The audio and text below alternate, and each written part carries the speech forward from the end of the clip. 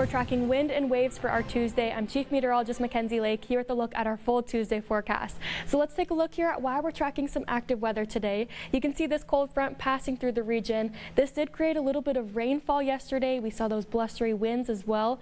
I went ahead and pulled some data here. We did see trace amounts of rainfall for those areas near Santa Maria and further to the south, but we did get most of our rainfall up in Atascadero, Paso Robles. We're not expecting rain today. Luckily, that cold front is finally moving through. We'll see those dry conditions, sunny skies, temperatures heading out the door this morning, definitely on the cool side. We even have a little bit of that fog and cloud coverage for those areas inland, Paso Robles through California Valley. Make sure to have those low beams on there, but we are not out of the clear just yet. We're on autopilot today and tomorrow, but more active weather to end our work week.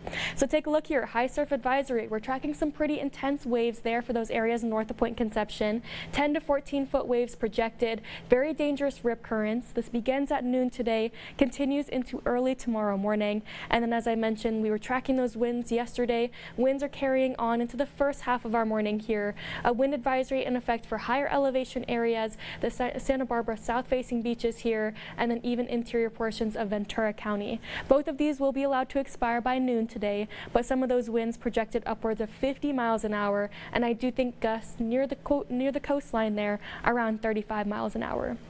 So as I mentioned, we're not out of the clear just yet. Take a look at water vapor imagery. We are tracking yet another storm system heading our way. So you can see here, this is mainly going to impact the Pacific Northwest. They really haven't seen a break here. It's been storm system after storm system. And you can see here, that is the trend heading into Tuesday and Wednesday. We're going to be tracking some pretty important and potent amounts of rainfall for those areas just to the northern half of California here. But this system begins to fall apart yet again by the time it makes it to the central coast. So that's exactly what we saw on Monday here. As that cold front continued to approach here, it ran into some very warm and dry air. And again, a lot of that rainfall was only into the tenths of an inch there. I think that's going to be what we're tracking heading into our Thursday and Friday. You can see that we're picking up on some of that rainfall here, mainly along our coastline, but I do think it's going to be mainly impacting those areas north of Point Conception, and again, that similar rainfall rates of maybe a tenth of an inch, upwards of a quarter of an inch in higher elevation areas. We'll stay a little bit on the drizzly side heading into our Friday and Saturday, but then drying out nicely heading into Sunday.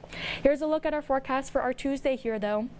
It is a perfect day on tap here. Those temperatures into the 60s and lower 70s. So while today and tomorrow are projected to be some of the warmest of the work week here, we are still well below seasonal averages. So keep in mind, it is going to be more sweater weather heading into our work week here as well. We'll be at a mild 64 there in Morro Bay, 67 in Avila Beach, and those overnight lows cooling back down toward freezing for some of our inland areas, and then down into the 40s for the coastline. Have a good Tuesday.